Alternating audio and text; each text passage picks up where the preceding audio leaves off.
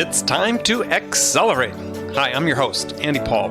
Join me as I host conversations with the leading experts in sales, marketing, sales automation, sales process, leadership, management, training, coaching, any resource that I believe to help you accelerate the growth of your sales, your business, and most importantly, you. Hello, and welcome to Accelerate. I'm excited to talk with my guest today. Joining me again for the second time, Nancy Nardin.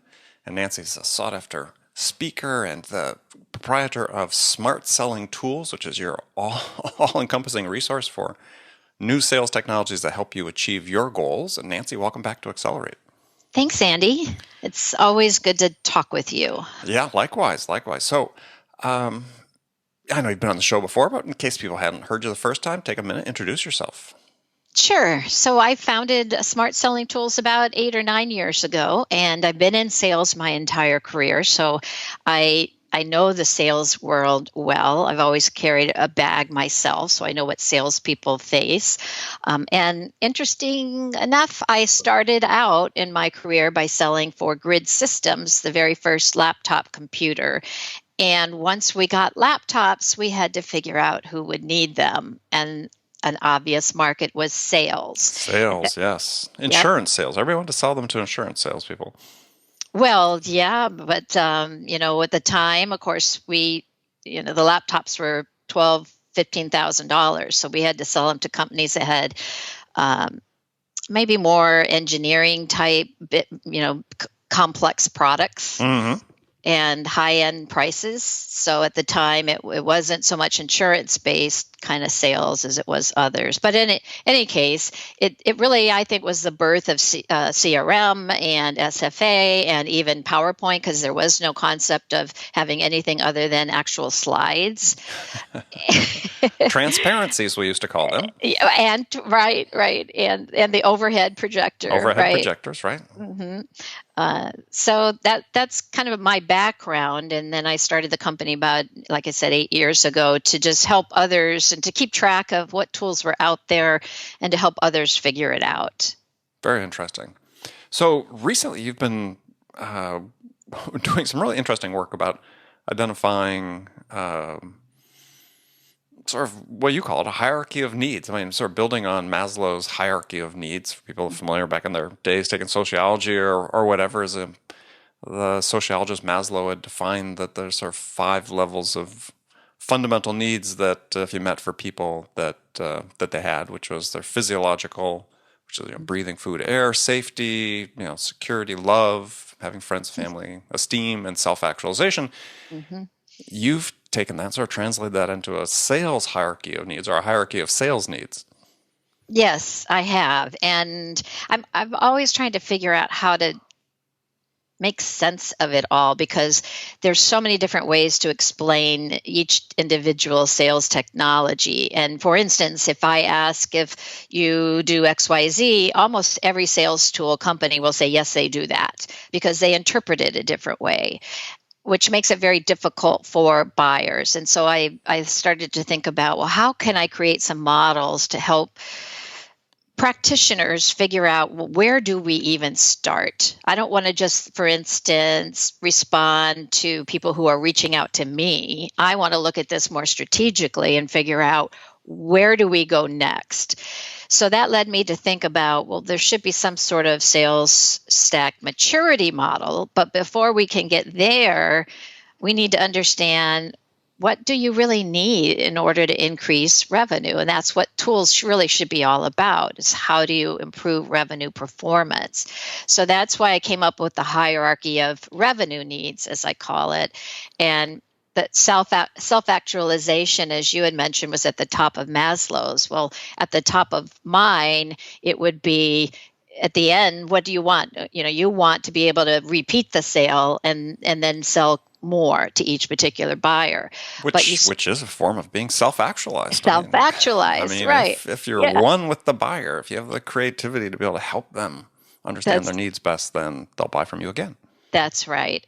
And just like with Maslow's, where you aren't going to start at self-actualization. You may still be worried about putting food on your table. So that means you are at a lower level in the hierarchy. Right. So I've created this hierarchy, and at the very base of it is the base foundational need for revenue, which is prospecting. Who's the prospect? Well, as you identify, you need somebody to sell something to. You've got to sell something to. Exactly. You usually need that Who are you person. gonna Who is sell it? that person? Who is it? How do I reach them? How can I build a prospect list? How can I identify how I might be connected with them through my network?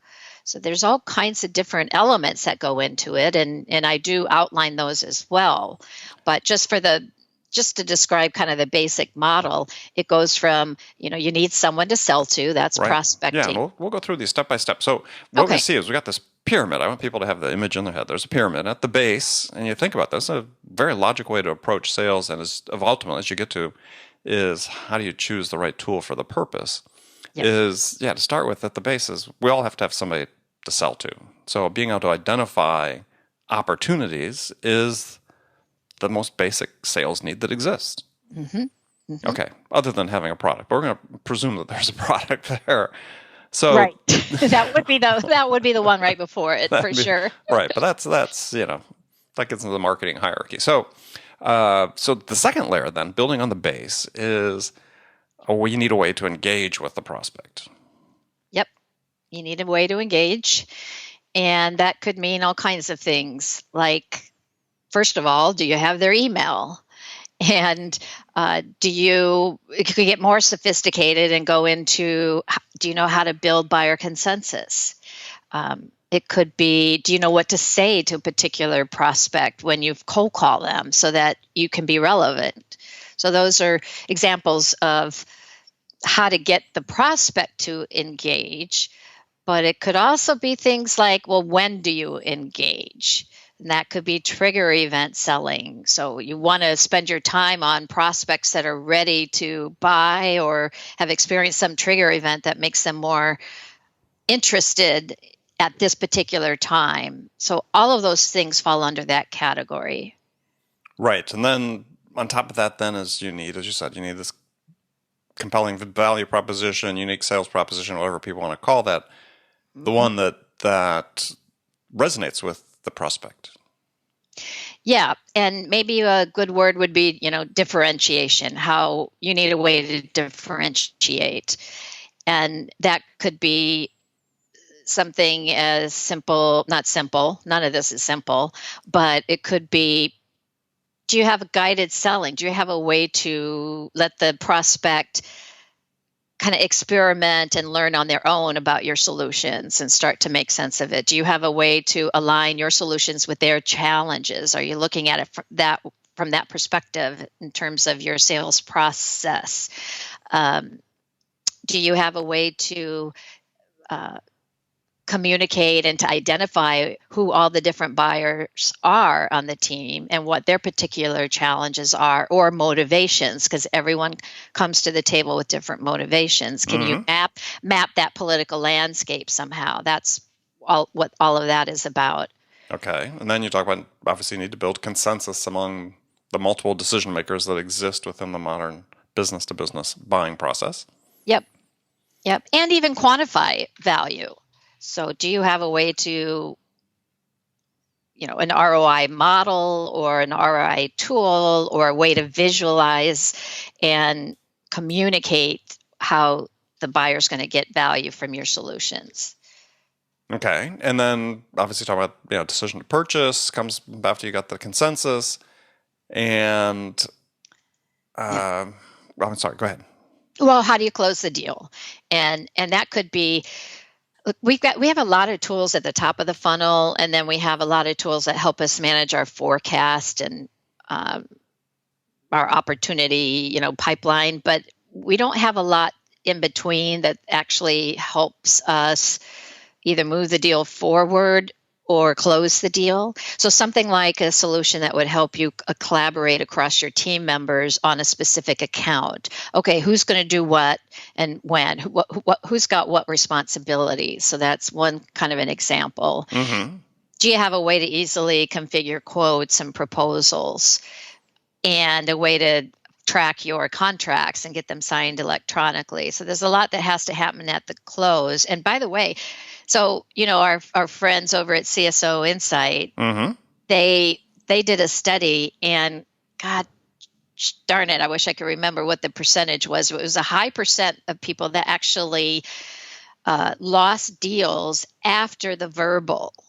So this whole part of how do you close the deal is very important, because you don't want to go through that whole sales cycle, get a verbal, and then not close the deal. And what were the reasons they didn't close?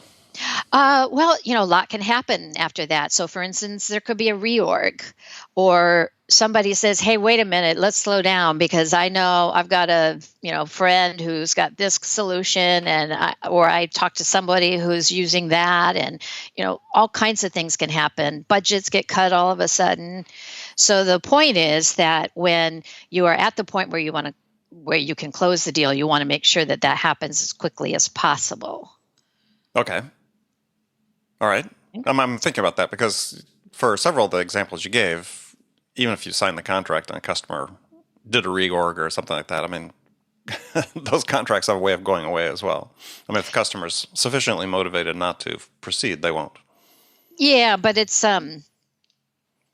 I don't know. I guess it's like if you have iron gates in your front door, your neighbor's the one that's probably go to rob instead of you. I mean, so if, for instance, budgets get cut and you've got the signed contract, they'll probably go to someone who they haven't quite signed a contract yet. So, I mean, that's where they're going to start. Okay. All right. So then, finishing the stack is, your hierarchy of sale revenue needs, which really are going to begin to mirror what your stack will look like is your sales stack is receipt of payment. Uh-huh. Not a huge one, but it's obviously important, is ability to retain the customer. So we start moving into the customer success realm then. Yes. In terms of revenue generation. Yeah, because once you get a deal, that means you've got a client. And once you have a client, it's supposed to be a lot easier to continue to sell to them, right? And then you're not having to meet them all over again, explain who you are, build the relationship. You have that now. So that's kind of self-actualization. How do you continue to work that relationship, sell more, get them to buy again? And, that's basically requires things like being able to map the white space. So in a particular account, which of our solutions do they have? Of those that they need from us, which do they already buy and which do they not yet buy? Which do they buy from competitors? And therefore, we have an opportunity to perhaps, displace them. Mm-hmm. So that's kind of that. And then there's things like, nurturing, the ability to nurture the relationship, customer satisfaction, all those types of things. So what sort of tools are you seeing coming on stream for the customer success side of things? Well, you could look at someone like a Revigy or a Membrane or an Altify, which used to be the TAS group. They all have solutions that help you really work an account and visualize who the different players are. And like I said, the white spacing. So there are tools that are specific for that. On the nurturing side, it might be more of engagement communication solutions like LiveHive or a Yesware or someone like that. And what about tools like Tatango or customer success? Yeah. Or client success, definitely. excuse me. Yeah, sure. It gets into that realm as well. Yeah. I don't think I should probably, but I haven't really thought of that as a sales tool because it's not typically used by a salesperson, but it's definitely fits in to the pyramid in this particular from a revenue section. because I think that I think I heard somewhere, I was trying to remember the source, but there was some study that came out that among SaaS companies that fairly quickly in their lifespan, let's say maybe year 2 or 3, that they're actually driving more of their revenue from existing customers than from new customers. Yep. And customer success, we didn't used to have, a customer success manager. We had sales and we had client support, but now we have customer success managers and departments, and that's definitely part of the SaaS model because it's really easy to just turn the switch off, and all of a sudden now your monthly recurring revenue goes away. So that's very much a part of SaaS, and it raises an interesting question when you think about it. Is that you know I see and have seen, saw an example this last week with a client that they're moving sales development into marketing. So marketing, I see there's more examples of this. So marketing has responsibility for the sales development function, sales development reps, and customer success is moved out of sales and usually reports to ops or VP of customer satisfaction or something. So who's left in who's left in sales? So you really have your account execs, right? Sort of you have your interesting account execs. how that's moving around.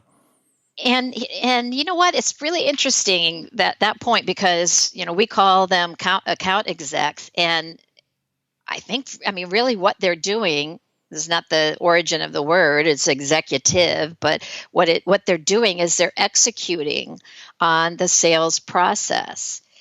And that's what I was getting to earlier, where there aren't as many tools to help with that aspect of it. There's a lot of tools for prospecting and maybe even pricing and configuration and forecasting. But how do we actually help reps in the middle who are trying to execute on the sales process? And that means, keep track of all of their activities and not let balls drop and align all of the different buyers in the buying decision committee and all of that. There's a whole lot that has to happen there. Well, I guess it raises a question: is since there aren't tools, as you talk about a plethora of tools in that space, is there really a need? I mean, oh yeah, there's definitely a need because all we have right now is CRM. And CRM is not a productivity tool. It doesn't actually help you execute. It helps you keep track of things manually. So you are now free to put in all kinds of activities that you need to do. And guess what happens? Now you've got all of these overwhelming things that you've got to keep track of and no real easy way to be reminded of what should be done when and what's of a high priority. And there's just nothing, well, there hasn't been much there in the past, but there's definitely a need for that. That's the majority of the sales cycle. Well, yeah, but yes. So I'm just trying to think that's also where the person-to-person aspect of selling is really most acute, right? So, what's the role? And I'm just thinking out loud is what's the role that automation really plays in that? Because really the role at that point is this is the meat of the sales process, right? So yeah, I mean they can get people to get organized, make sure they don't drop the ball, and so on. But really, it's about, for me, it's what are the ways that you can help the account exec differentiate themselves, deliver something of value to the prospect that helps them move further along in their buying process. Mm-hmm. Well, so there are tools like I definitely get what you're saying. There are tools like let's think about what do you need when you're executing on the sales process. So let's say you've got an opportunity and now you need to push all of the opportunities through the pipeline. Well, you're going to need a way to stay in front of those people because they're not all going to be ready to buy right now. So you're going to want to have some good information. You're going to want to stay ahead of the market in terms of, they just made this announcement, so now I've got an excuse to get in front of them. The worst thing you can do is just say, hey, I'm calling to check in. Those kinds of things are very helpful. Also, just knowing, which opportunities do I not have all the boxes checked for? So for instance, do I know who all the players are in all of those opportunities? Account mapping you're talking about. Account mapping. Have I identified what each of the buying motivations are and the sentiments of each of the buying members? Who do we need to? I saw, to that point, a very interesting tool. I saw a beta site. Unfortunately, I can't reveal what it was, but yeah, they're going to be using emojis that the reps can then use in the customer record to record sentiment. And I thought it was very clever use of. That's clever. I used to say that forecasting is kind of so messed up that we would almost be better off using emojis to say, like you have the Of course. emojis for the 10 levels of pain, right? Of So course it's we like, would be. right. I mean, the percentage probability method that's used today is completely Terrible. pointless. Yeah. And so, you can't, as I like to say, is, just because you get to a certain stage in the deal, if you assume you're mapping out a deal against a yardstick, okay, and just because you got to, a certain point in the deal, let's say submitting a proposal, it doesn't mean that your percentages of winning the business have gone up. No, it doesn't. So Right. as I said, you can't measure probability with a yardstick. It just doesn't work. But that's Right. the way all the, anyway, without getting Good off on that. point. Yeah. All right. And how about the part about, well, if you've got 500,000 forecasted, then you just multiply it by the probabilities and there's your forecast. What? That makes no sense. Yeah, I know.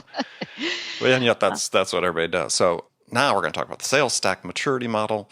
So what is it, Nancy? So we've identified the hierarchy of needs that sales reps have for creating revenue and generating revenue. And at each step of that pyramid moving up, there are specific technologies or tools that are available or hopefully would become available to help facilitate that particular layer of the hierarchy. So now you talk about the sales stack maturity model. So how's that relate to what we just talked about? All right. So the sales stack maturity model is where you can map, once you've identified what all of your challenges are based on the hierarchy, now you can map it to the maturity model of sales technology and where you fit in it. But before I move to that, I've got to say something else about the hierarchy, which is that's the hierarchy of revenue needs, but there are two what I call rocket boosters that are underneath that pyramid, if you will, that turn the pyramid into a rocket. And those rocket boosters are two kinds of categories. One is managing, forecasting, and analysis. So how do you manage the business? And the other is developing, coaching, and onboarding. So how do you manage people? So those don't fit neatly into what a salesperson does, which is the revenue hierarchy, but they are definitely needed and will actually boost the entire hierarchy. So there's actually 7 different layers, if you will, if you count the boosters. Mm-hmm.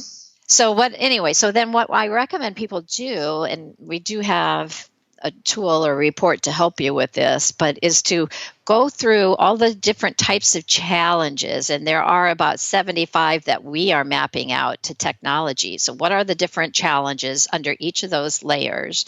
And then, circle each of them where you feel you would get the most benefit in terms of revenue performance by improving.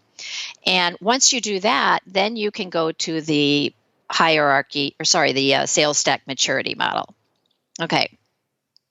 So the sales stack maturity model is 5 different levels, and it's basically mapped to the jiu-jitsu belt colors. Yeah. So you have a white belt maturity level, blue, purple, brown, and black. And whose maturity are we talking about? The customers and their sales process? Exactly. It's the customer's maturity level in terms of their sales stack or their use of sales technology. Okay, so their use of technology, not necessarily their process itself. Well, that's true. It's not necessarily their process. Yep. But that is a very important part. But that's not what we're mapping. We're mapping the technology. Okay. And sophistication. So you picture, a table, and you've got the black or the colors of the belts across the top, the column headings. And then the row headings match the hierarchy levels. So you start with someone to sell to, and then you can say, hey, this is where we identify we've got a lot of challenges in this area. We've really got to nail this prospecting down. And so what are we using to date as our technology to help our sales team? And so you can go across those levels and say, well, a typical white belt is still just off using the internet search. And they're maybe using some lead clipping tools, and they probably have a few web forms. But for the most part, they're maybe using LinkedIn and they're just searching and using some leads that marketing gives them. That's a white belt level. So if that's where we're at, and that looks like us, then what we might want to do is consider technology at the next level that's used by blue belts. So in other words, you're not going to go from a white belt to a black belt. So if we know what technology is typically used for each hierarchy level at each sales stack maturity stage, then we can start to see what's our natural progression. Does that make sense? Yeah. No, I understand what you're saying. Okay. Unfortunately, the audience can't answer. So I guess the thing I'm trying to clarify is, in my mind, is so you're going to sort of self-identify where you are based on the current tool that you use, and there's an assumption built in the model that these next level of tools, if you move from one level to the next, are more capable. Is that the difference, or they're more targeted to your specific need? They are more targeted to that specific need, hierarchy need. Okay. So there would be different tools for each hierarchy level at different stages. So at some point, one tool could be sort of, depending on your need, could be at the lowest level is the white level. I think you said. Yep, white belt was the white belt, but for another application, it could be a black belt.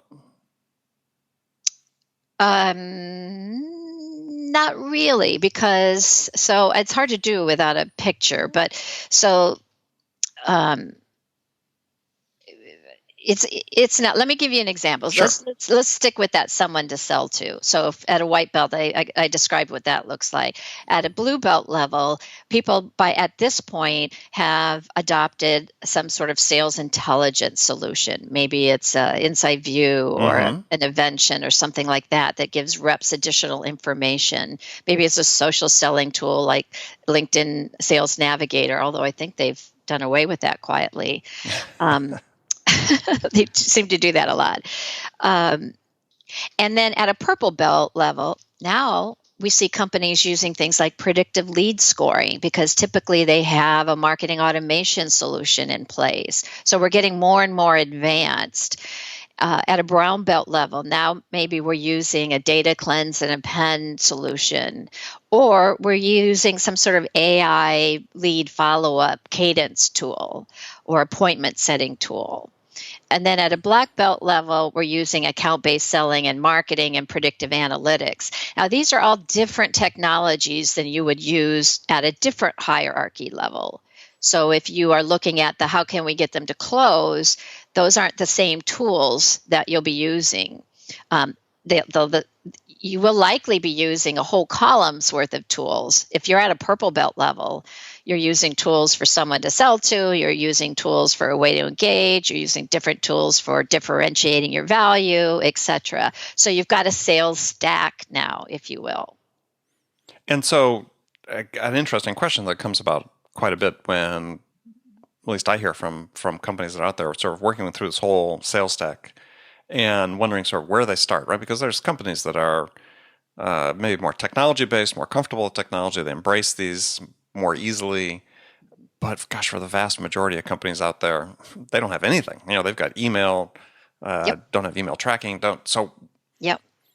I think so where do they start? Your hierarchy of revenue needs a great tool for them to start looking at this and say, okay, where do we start? And my suggestion would be start at the bottom. Yeah. Actually, you're so right. And that's exactly what this tool is designed for. And you would start at the bottom. You would start at finding somebody to sell to. At the bottom, at the bottom left corner, which would be someone to sell to white belt.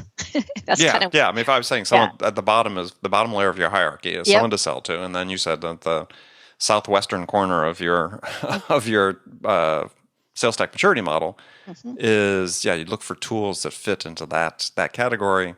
So for companies that are a little bit less sophisticated with technology, a little less sophisticated in terms of fleshing out their needs and their experiences using the technology, is really important for people who are listening to us to understand is that, you see a tool out there, that's exciting, that does everything, but you don't want to start using with that tool. If it's your first tool, you want to get your feet wet, learn on something else, and then mature into that.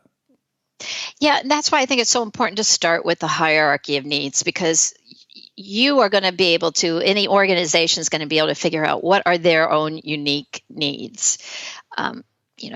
Maybe you have a set number of prospects and you know who those prospects are.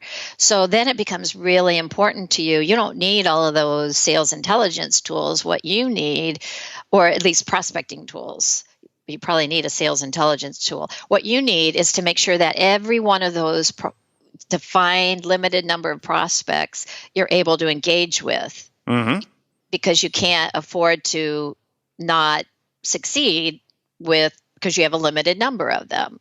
So then you want to start there. And that's why it makes sense to review all the challenges that you're facing and then prioritize those challenges and then say, okay, now what technology can help us best with that? Right. Which is what the sales stack maturity model does. Okay, so sort of recap for people is we've got our hierarchy of revenue needs or sales needs, which looks like Maslow's hierarchy, except a couple more layers in it, but it's a pyramid. And yeah, is start there, and you're going to tell people where they can find this in just a second. Nancy's going to give you the ability to go get this, grab this, look at it, and analyze it and say, okay, where are the challenges we have? Or I think you said you have a tool as well that you're fleshing out what some of the common challenges are across all the layers. Identify what works for you and what fits with what your particular situation is at this point in time. And then look at her sales stack maturity model and say, okay, really what's the best place for us to start? And really be careful when you get into this, is the technologies are fantastic that are coming out, but don't overinvest. Don't outstrip your capabilities to use it just because somebody sells you on the idea that they can do everything you need. Exactly. Because you can't do everything. That's the bottom line. So you can, and you'll end up with a whole bunch of frustrated salespeople that don't want to use the solution because it's not really helping them do what they need to do. Yeah, because for reps, they really need 1, 2, 3 things that really work for them. If you can start getting beyond that, the complexity. And I again was talking to another customer late last week. Their sales development reps have like 6 different apps they're using, and that's a lot. That's a lot. It's hard and so they're spending their time doing a lot of things or managing these apps that don't have to do with developing prospects. So that's a good scenario for people to recommendation I'd have for people to walk through the tools that Nancy's making available. So tell us, where can they find more information about your hierarchy of revenue needs and your sales stack maturity model? They can go right to our homepage, and we have a nice big link right there that you can access the report itself. And it's basically, a document that takes you through everything, tells you what types of challenges are occurring at each different level in the hierarchy, steps you through it. Step 1, 2, 3. And by the end of it, I think you'll have a good idea of where to start and also what some of the example solution providers are for each of those types of technologies. Excellent. All right. And people are probably wondering why I'm not asking Nancy the standard questions I ask all my guests at the end of the interviews, and that's because I've done that already. So if you go back to episode 12 of Accelerate, where Nancy was originally on the show, one of my first guests, she'll have answered all those questions, and I urge you to go listen to that because that was a great episode too about sales tools and some specific recommendations about what you should be using, and fits perfectly with this interview. So Nancy, thanks for joining me. Well, thank you. It's a pleasure, and I really appreciate the opportunity to talk about our models. And our goal really is to help everyone figure out what is going to be helpful for them to improve revenue. So I appreciate the opportunity to talk about it. Well, no, and I think it's a great thing you're doing because there's so many vendors coming into the sales technology space. Everybody needs help sort of sorting their way through it. And thus, this is a great place to start. So again, thanks again for joining me. And remember, friends, make it a part of your day every day to deliberately learn something new to help you accelerate your success. An easy way to do that is to make this podcast Accelerate a part of your daily routine, whether you listen on your commute, in the gym, or as part of your morning sales meeting. That way you won't miss any of my conversations with top business experts like my guest today, Nancy Nardin, who shared her expertise about how to accelerate the growth of your business. So thanks for joining me. Until next time, this is Andy Paul. Good selling, everyone. Thanks for listening to the show. If you like what you heard and want to make sure you don't miss any upcoming episodes, please subscribe to this podcast on iTunes or Stitcher.com. For more information about today's guest, visit my website at andypaul.com.